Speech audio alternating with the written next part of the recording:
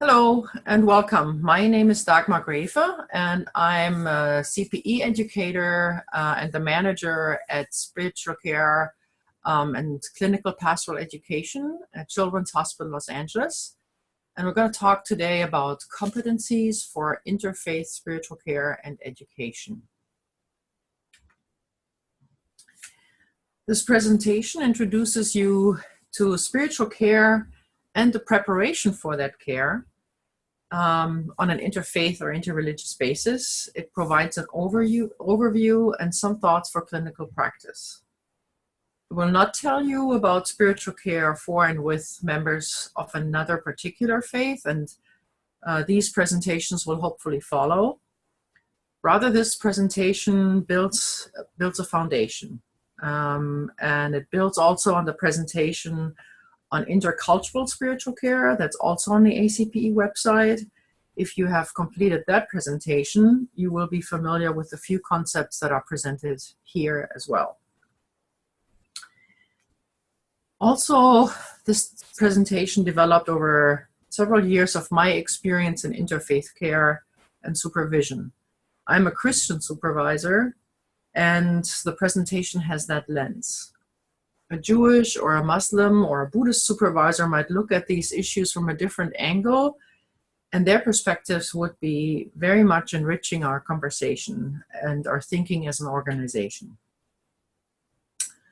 Because CPE has such strong roots in Protestant Christianity, I think that the issues that I'm raising here are relevant for a large group of educators.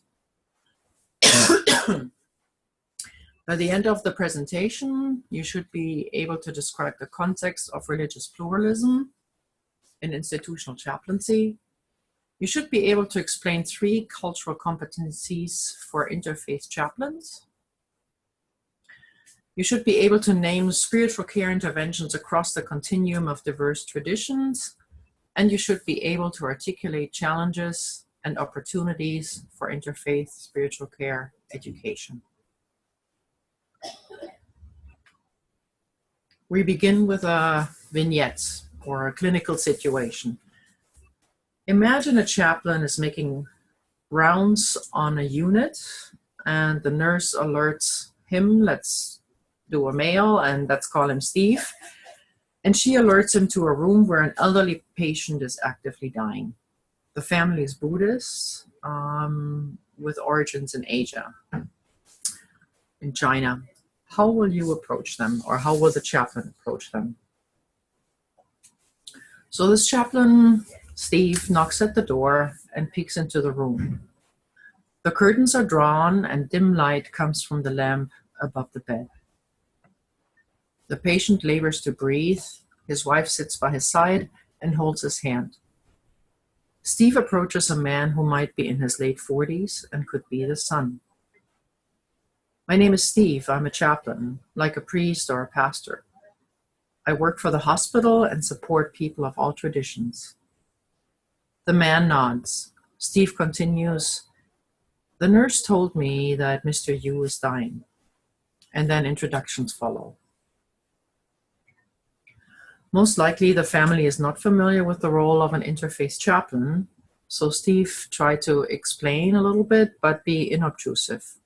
He shakes everyone's hand, says, I'm sorry, this is a very difficult and very important time. Is there something I can do for you? And he gives some examples. I can check with you every once in a while, or I could leave you privacy, whatever you prefer.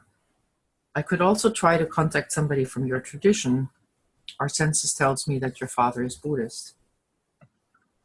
The family sometimes has visited a Buddhist temple in the neighboring city, and his father would appreciate hearing familiar chanting, the son points out. Steve writes the name of the temple on his notepad and offers to return with some more information. He contacts the temple and finds out that the priest is very busy and will not be available right away. He will try to do his best, but he can't promise. So Steve begins to get nervous at the prospect of having to move into unfamiliar territory on his own. What if the priest won't be there in time? Can he even try to fill in the gap? He heard from a colleague that it is important to many Buddhists that the dying process be as peaceful as possible. The state of mind at death is considered to have an important influence on the rebirth process. Chanting certain sutras is believed to have a calming effect on the mind of the dying person. Therefore, burning incense and chanting accompany the dying process and continue for hours after the death. There's incense in the office, and he negotiates with the nursing staff that they may burn it outside of the room with an open door. Steve says to the family, "The priest from the temple will try his best, but he could not make a promise. I was wondering whether burning incense is something that might be of comfort to you." And the family appreciates the incense. "I will stay with you for a while. Will that be all right?" "Yes, we appreciate your help." So Steve gets a chair and quietly sits down. The young Mr. Yu shares a little bit about his father and mother, about how they came to the US, and what their life has been like. After about 2 hours, the nurse enters and waves to Steve, saying, "Monk has arrived." Steve thanks him for coming and leads him into the room. The Buddhist priest greets the family members, talks to them for a little, and begins chanting. Steve is present as Mr. Yu breathes his last breath. The family members are visibly sad and express their emotions quietly. Culturally, a display of strong feelings is considered to get in the way of a peaceful transition. The chanting continues and fills the room. The wake and meditation continue for some hours. And Steve walks back and forth between the nursing station, the patient room, ensuring that the family has the time it needs to be with the body, and yet also that the older son knows they will have to leave in a while. And after the family says their final goodbyes, Steve leads the priest out and helps the family fill out some forms and accompanies them out of the hospital. As Steve walks back to his office, he senses a mix of emotions and reviews the last hours. He feels honored that the family allowed him to be part of the sacred moment. He is exhausted from sitting in the midst of grief without being able to do anything to take the pain away. He feels uncertain about having had to improvise for most of the encounter with the Yu family. He had some rudimentary knowledge of how to respond to the needs of a Buddhist family, but he had to learn as he went along to support them in the sad and sacred moment in their lives. The Buddhist priest could respond directly to the family thanks to his role in their shared cultural and religious language. Nonetheless, through his presence and quiet advocacy behind the scenes, Steve facilitated a holding space for emotions and for the ritual. He created a space to honor the dying person and the dying process. And he helped to create memories that would support the family's grieving process. And as a Protestant chaplain, he could experience the power of a ritual in a different tradition. He was part of the ritual and still feels wrapped in the unfamiliar smells and sounds.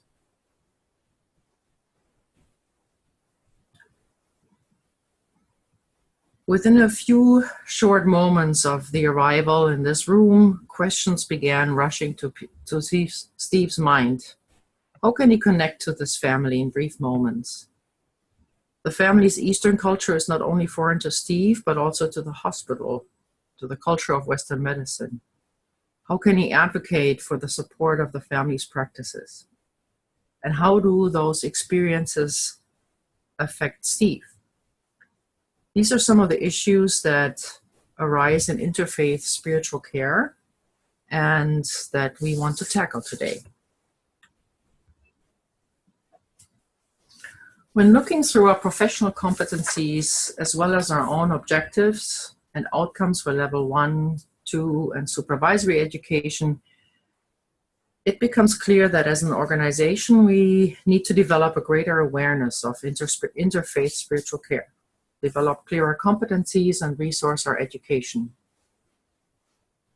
CPE and chaplaincy have strong roots in Protestantism and Christianity, and meeting the needs of our diverse clients in hospitals, prisons, military, campuses, we need to shift our perspectives and practices.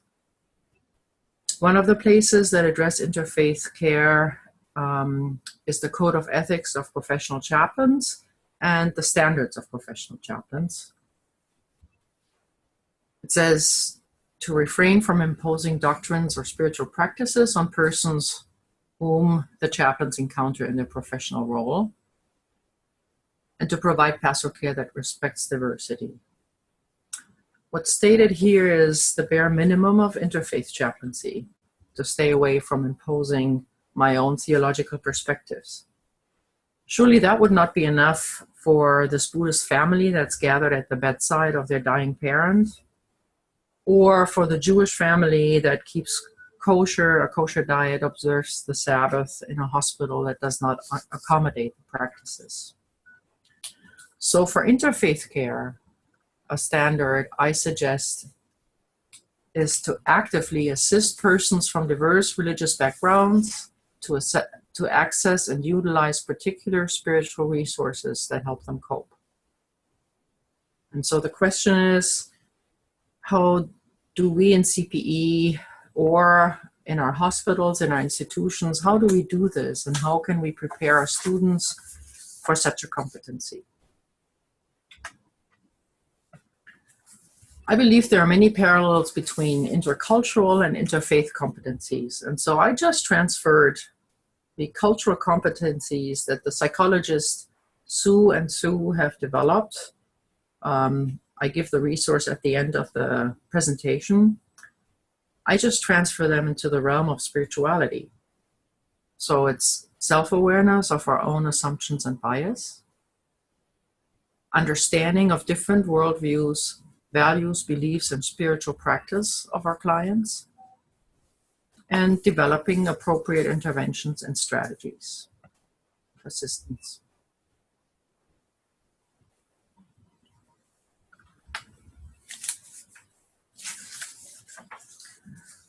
Some claim that the so-called Jewish, Judeo-Christian heritage is the core piece of the fabric in the US. And it would truly be interesting to have a survey to see what people think when they hear the word chaplain. I suspect that there's still a large percentage that would think that chaplains are Christian clergy in the military or in other settings. But the US is increasingly like this. Of course, it depends a little bit on your location, but most areas have developed some cultural and religious diversity, and secularism is on the rise among the younger generations. We live in a religiously pluralistic society, and our ACPE membership reflects that more and more. So our spiritual care and education needs to be attentive to that diversity. It's helpful for us as religious leader or interfaith clergy to clarify for ourselves how we understand the relationships to other traditions. This theological reflection goes a bit beyond the scope of this presentation, but at the end I present some books that will help you if you want to dig deeper into this. How can I even assume that as a Christian pastor I could provide meaningful care to a Muslim patient? In many cases, the Muslim patient would probably be better served by a Muslim chaplain. But staffing ratios, night coverage, and emergencies don't allow for those options most often.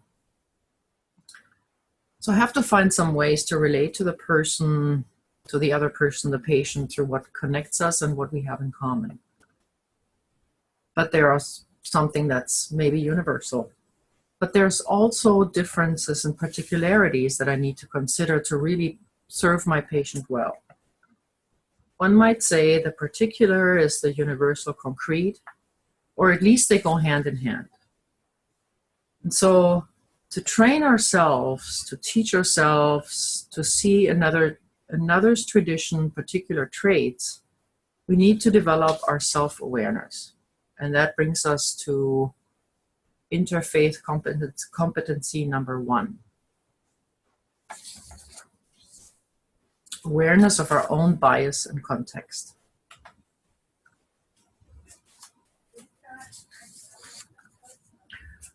Religion lives with a huge contradiction. History is full of examples where religious prejudice has led to discrimination and wars. Some religious traditions have endorsed or still endorse prejudice, as we've seen for slavery, against females, against LGBT persons, or people of other faiths. At the same time, many religious traditions teach tolerance and to love those who are different from ourselves. Some social psychologists have tried to tackle this tension, and the first one was Gordon Allport, and that was in the 50s. And according to him, the root of prejudice is not religion in and of itself, but rather the way people use it. And he did some studies. He distinguished two types of practicing religion. Extrinsic religion, which is a focus on religious convention, on institutions. It's the way that religion often gives us a sense of status or security.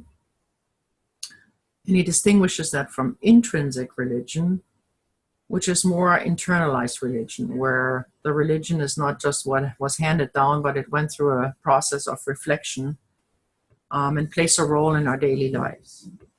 And he did some psychological studies. I don't go into detail here what that was, but he found out that higher prejudice is associated with a more extrinsic use of religion.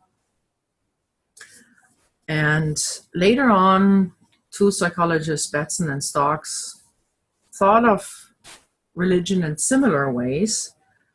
They thought of religion as means, very similar, kind of just a very outward use of religion, or religion as end, where it's for the sake, kind of an internalized process.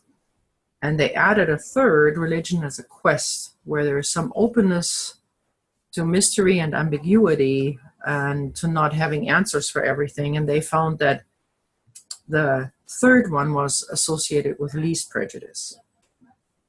So in any case, religion can create prejudice, but it can also contribute to unmake prejudice and capitalize on these teachings and practices of tolerance and love. And because CPE brings students together from different traditions, and we practice that in small groups, I really think we have a unique opportunity to not only teach about other faiths, but in our group settings, through our encounters with each other, to actually reduce prejudice. So after looking at the connection between religious and bias, let's take a look at what exactly we mean by bias. Dovidio and others are social psychologists, again, that have framed bias or have defined it in a, I think, helpful way, and that it has cognitive, emotional, behavioral, and attitudinal components. So the cognitive side of bias is stereotypical thinking, but it has also an emotional component, fear, attraction, disgust. There are behavioral components, discriminatory actions like verbal judgments, microaggressions, overlooking person, such as a teacher calling primarily on white students, or a chaplain neglecting to visit patients from other faiths, or people speaking different languages. And prejudice is the biased attitude toward another group of people. So as we educate our students in interfaith care and cultivate their as well as our own self-awareness, let's look a little closer at the emotional aspects of bias.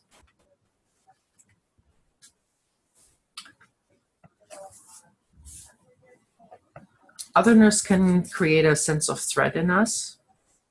And the psychologists Stephan and Stephan have broken it up in negative stereotype, intergroup anxiety, and symbolic threat. So stereotyping in itself is cognitive, but it can trigger feelings such as attraction or fear or a sense of threat. So if you are boarding a flight and stand in line with a male who looks like an Arab Muslim, and you may get worried because such fears have been stirred up in the media in the last 2 decades, and so it's easy to be influenced by that.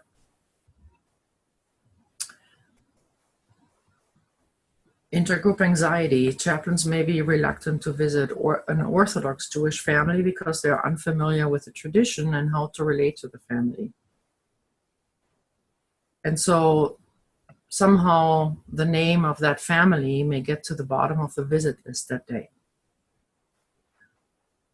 Some patients may not reveal to the medical teams that they're relying on natural healers because they fear judgment from the team.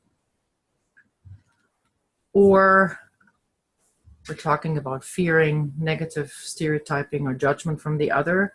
Muslims may not be comfortable to share their religious tradition during their admission to the hospital because they may feel it's safer to identify as other.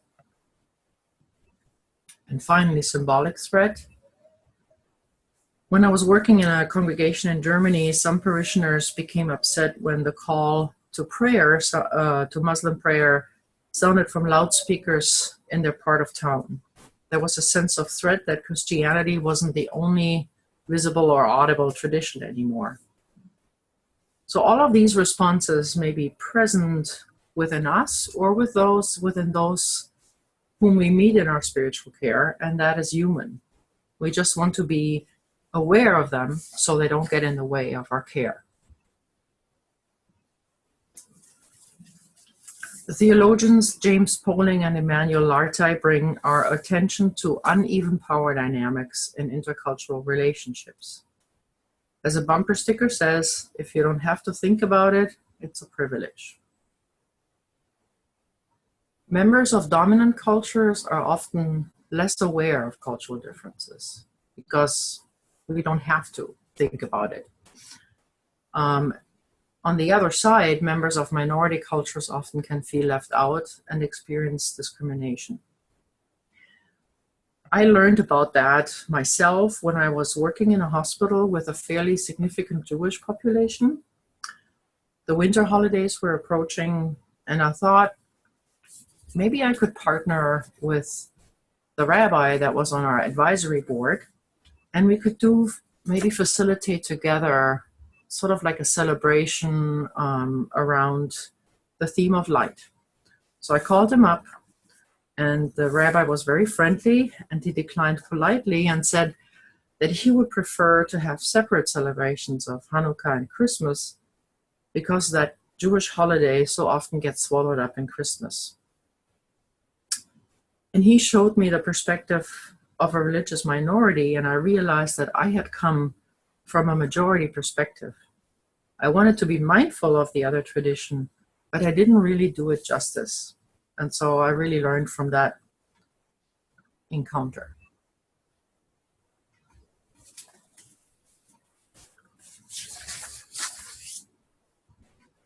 Understanding different worldviews, values, beliefs, and spiritual practices. That sounds basic, but seeing difference is not as easy as it seems.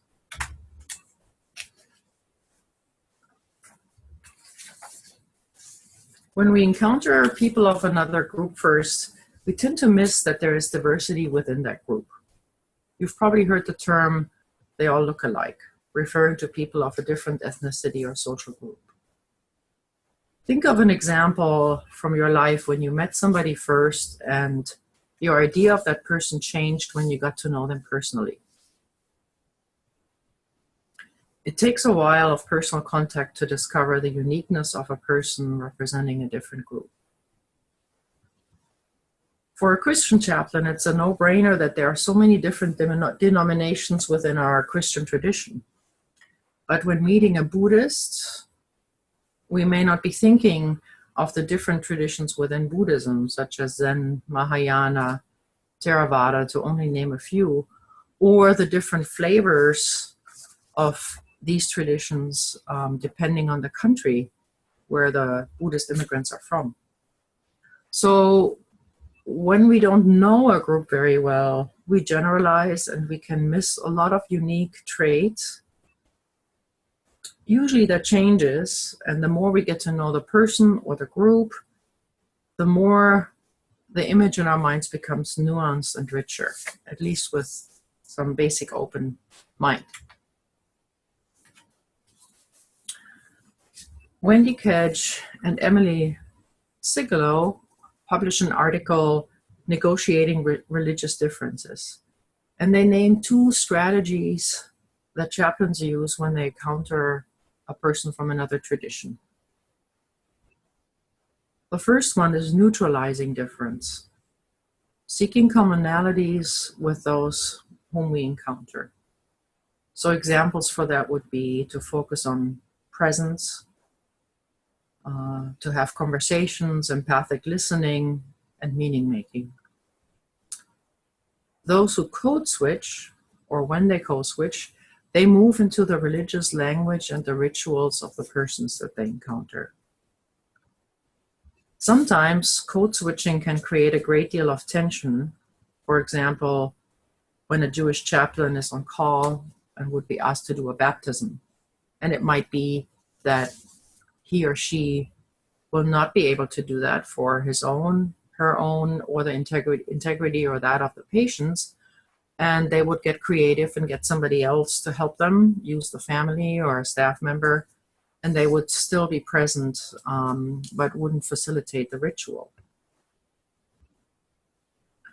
Muslim chaplain Ansari describes an inner struggle when he initiated a prayer with a Christian patient.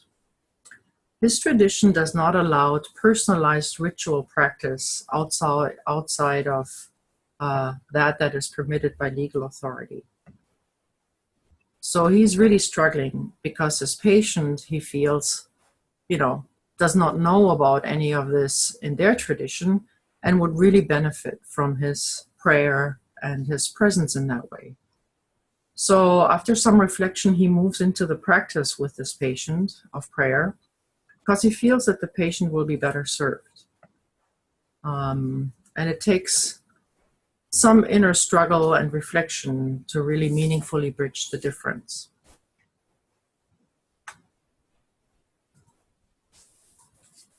When it comes to religious difference, another complicating factor is that so many people don't practice a faith tradition in its pure form, whatever that means.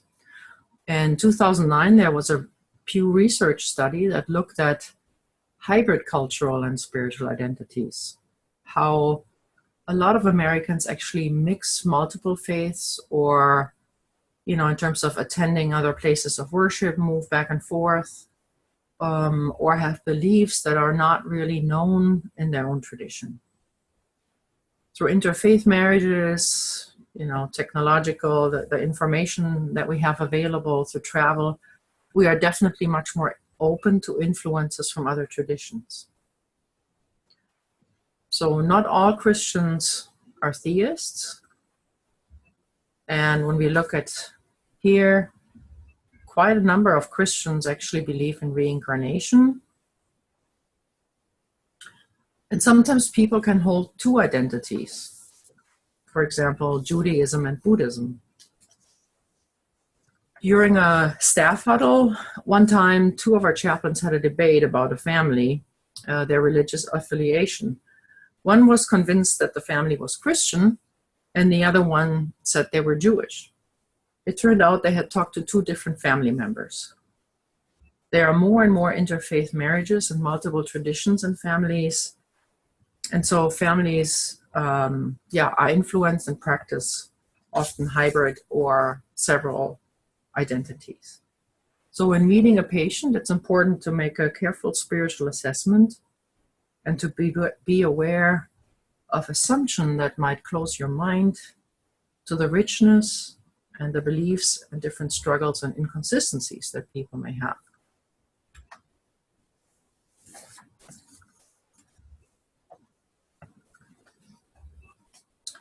We had a call sometime to our office from parents. It took a while for them to get through to us. They had gone through information, guest services, and they didn't quite know what to do with them because they had an odd request. Their child had passed away several years before. They were from Guatemala originally. They lived here. But they wanted to come back to do a ritual in the place where he had passed away, because the mother had had many dreams of her son, and she felt like she wanted to do a ritual that would help her to release his spirit. At that time, what used to be our intensive care unit had become an outpatient unit. And one of our chaplains felt a bit uncomfortable with that. This family was Catholic, but this was not a Catholic ritual. And after a team discussion, we kind of, talked about it. One of the other chaplains felt very comfortable to take a lead, and it ended up that both assisted the families. They were able to set up an appointment in the room. The nursing staff was very supportive. And so the family came, they brought a blanket, and they conducted a ritual where they spread the blanket on the floor. They had brought flowers, professed their love, and spoke for a while. Both parents cried. And so they were Catholic, but they also very much utilized their Mayan heritage. And they conducted a ritual of collecting the spirit of the dead so it would not be trapped in this world. And our chaplain participated in the ritual and also added a blessing. Then they went together to our Interfaith Center where there's a Lady of Guadalupe. They also went to the garden. The blanket was then carefully wrapped and was sent to the grandmother in Guatemala, and she will also practice a ritual with this blanket. And so this is an example of different spiritual traditions being practiced at the same time.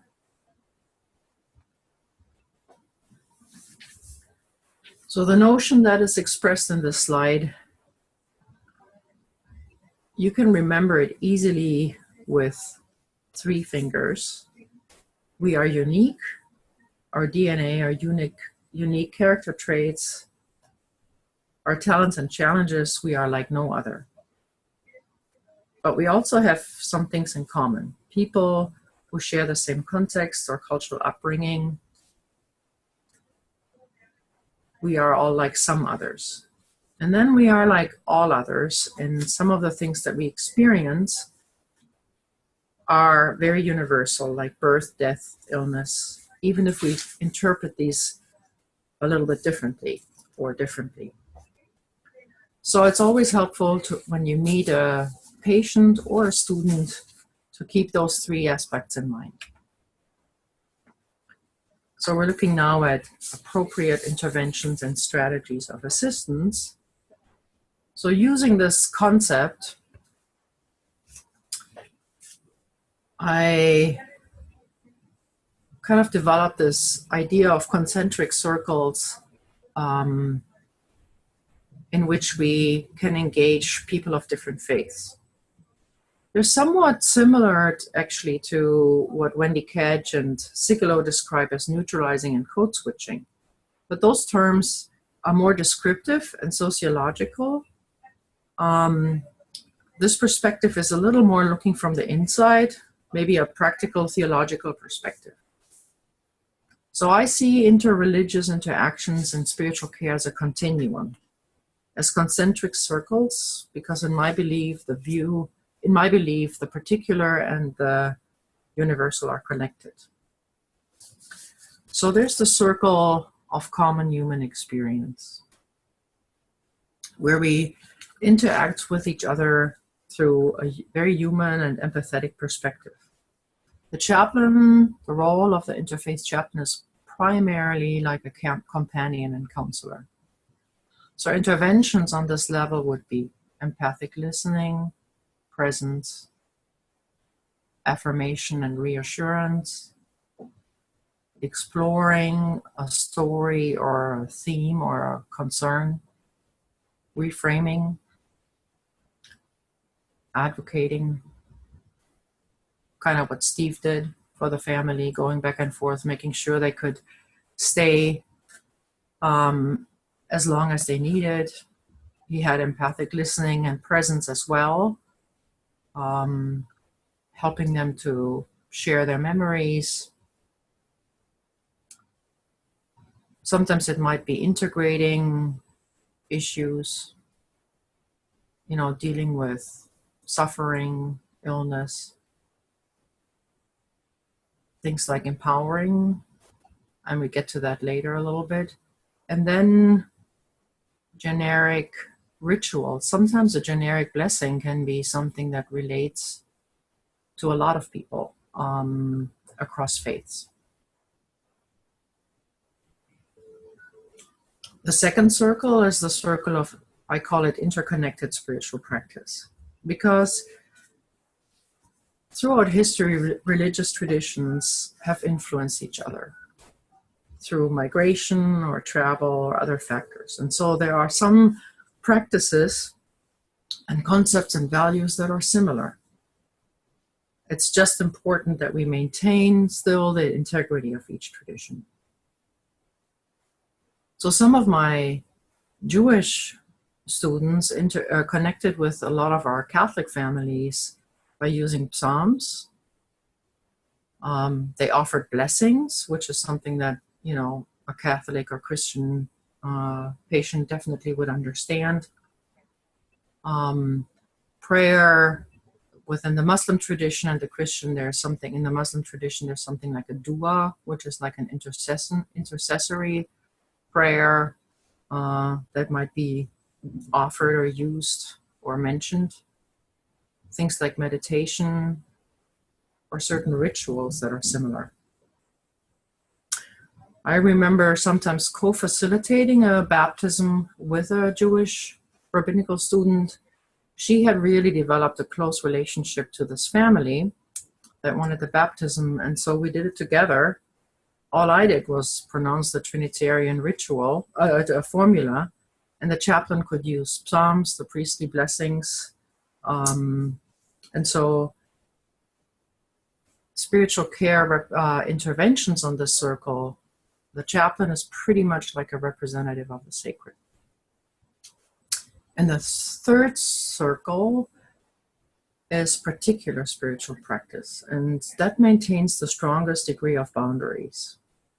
Most often, a leader from a particular tradition is needed to perform this intervention. So it would be the sacraments in the Catholic tradition, rituals of initiation, such as baptism or other things, rituals of reconciliation, confession. I think in the Jewish tradition, it doesn't have to be a rabbi, but most often it would be a rabbi who will come to do a bidui, final prayer at the time of death.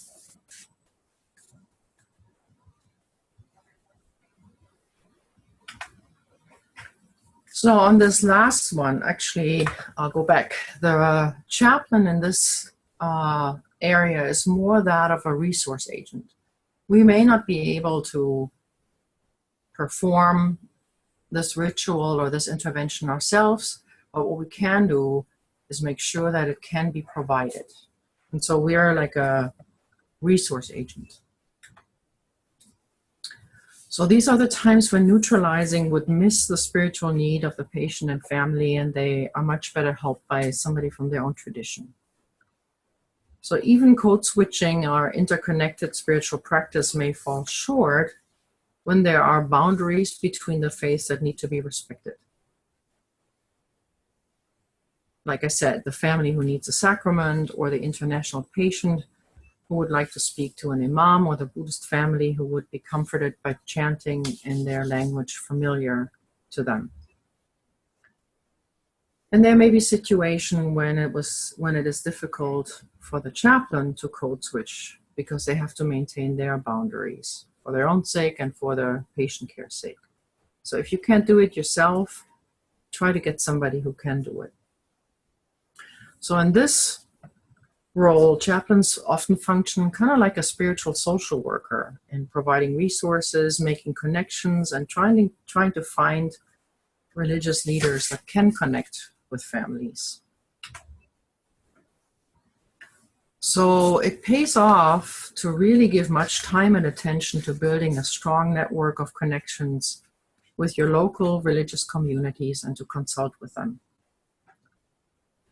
Sometimes you can also connect a family religious leader. If they're really important to a family, it might be very helpful to bring him or her in to family meetings with the medical team and with yourself. Oftentimes partners in your institution that can help you in developing some of those connections might be diversity services, community affairs, and in your local community, if you connect to interfaith councils, to diverse theological schools or religious leaders in your surroundings, it definitely pays off. Remember the notion of Christian normativity? So neutralizing is not always helpful, but it can also shortcut the patient of another tradition, because sometimes we're not aware of our differences and we may leave them out unknowingly. So empowerment is one of the strategies that is a part of a cultural competency. It can create more balance. So think of spirituality in the public place and institutional setting as one that embraces and celebrates different particular traditions. You may do tables. We often do tables for the High Holy Days in front of the cafeteria. And it's very much appreciated by the few patients that are Hindu or Muslim. Actually, Muslim we have quite a bit. So we bring greeting cards to during Eid al-Fitr or Ramadan, at the end of Ramadan, to families, and provide sweets.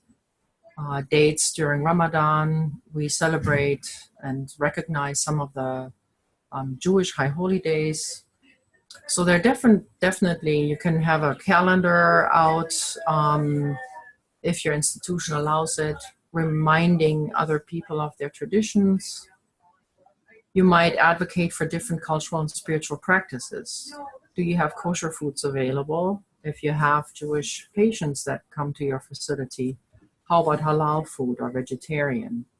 Do you have candles for the Sabbath, or is it primarily communion that you would provide, because that's the majority of your patients? So these are just some examples of advocacy. Other examples of kind of empowering are learning just your own knowledge about different rituals and practices, and to make them available in your institution. You can educate yourself and the healthcare team about some of the traditions and cultural practices and customs. We worked with our bone marrow transplant team in developing a care plan for families that are observing the Sabbath, because there are issues, and also keep kosher. There are issues around light and using the elevators, and it's just very helpful to have a list for the staff how they can support the families. Advocate for religious practices that can be integrated, certain end-of-life practices, like we had earlier, the staying longer with the body. And as you have spaces of meditation or prayer, are they designed as multi-faith spaces, or do they only reflect one tradition? How do you make other traditions visible? These are just some considerations in terms of your care institutionally, how you approach interfaith care. Now we're looking at implications for clinical pastoral education. How do we train our different religious leaders? One article, it's a little older, but it has been very helpful to me, is by Rabbis Taylor and Zucker. Nearly everything we wish our non-Jewish supervisors would have known about us as Jewish supervisees. It's in the Journal of Pastoral Care and Counseling. I think it was in the 90s. And it's a rich article, and I'm just gonna talk a little bit about one example, how oftentimes, especially in the group process, non-Jewish supervisors have misunderstood conversation styles of their Jewish students because they're often very active, and insight is gained in the community and in engaged dialogue and debate. And often people couldn't quite understand that because it didn't quite fit into the way we are used to run our CPE groups. Also, Christian supervisors, they said, often assume that certain tenets and beliefs are the same in the Jewish and Christian tradition.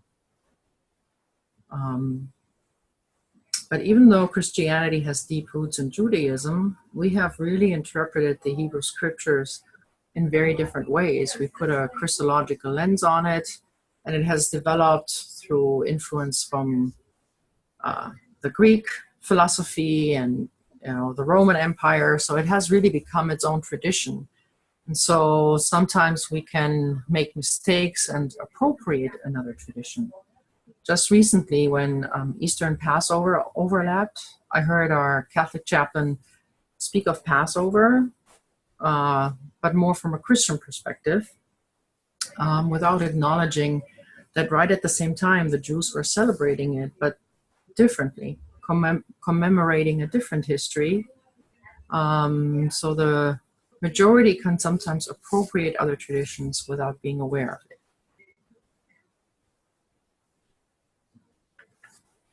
So what does all that mean for our supervision?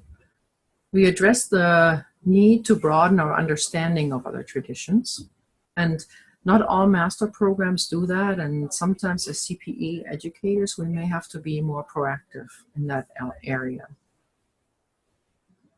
What power dynamics? What does it mean when a student from a religious minority is supervised by a Christian supervisor?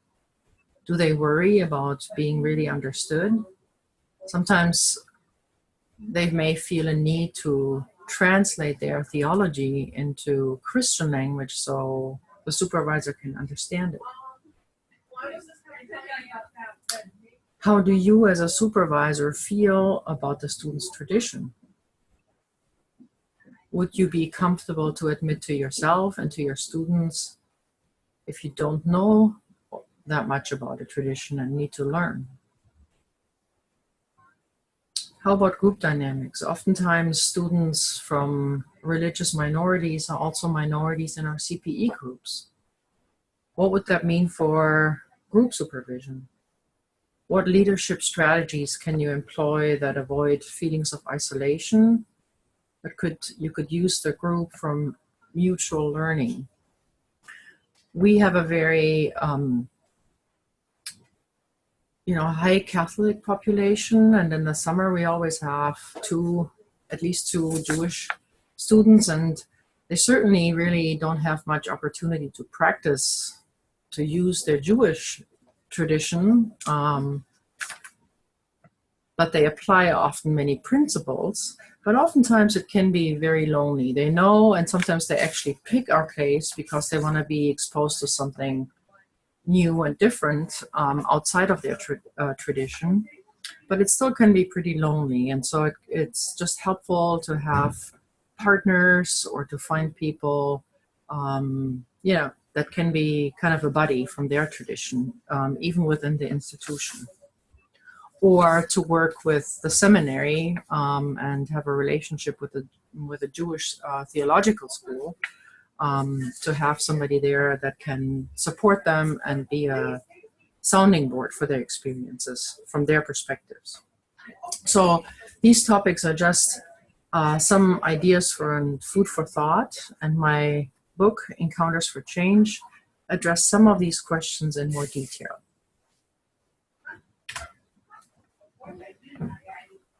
So it's important for us to develop a working knowledge of other traditions, and you can learn from your CPE students. I have found that interfaith spiritual reflection can be a great tool where students can teach each other about their spiritual practices. Students can teach each other, they can teach you, but don't rely on your student to be your primary educator about their faith tradition. That's not their job. It's your responsibility to seek consultation and education outside of the supervisory relationship. I want to close by saying that the interfaith work that I've experienced in spiritual care and supervision, it's not always easy, but it has been so enriching and stimulating. I've learned so much, and I've looked at my own faith in new ways. And I want to really encourage you to engage interreligious spiritual care and education very actively. Thank you for your attention, and this presentation is completed when you have written an essay that addresses the 3 reflection questions provided on the website. Thank you.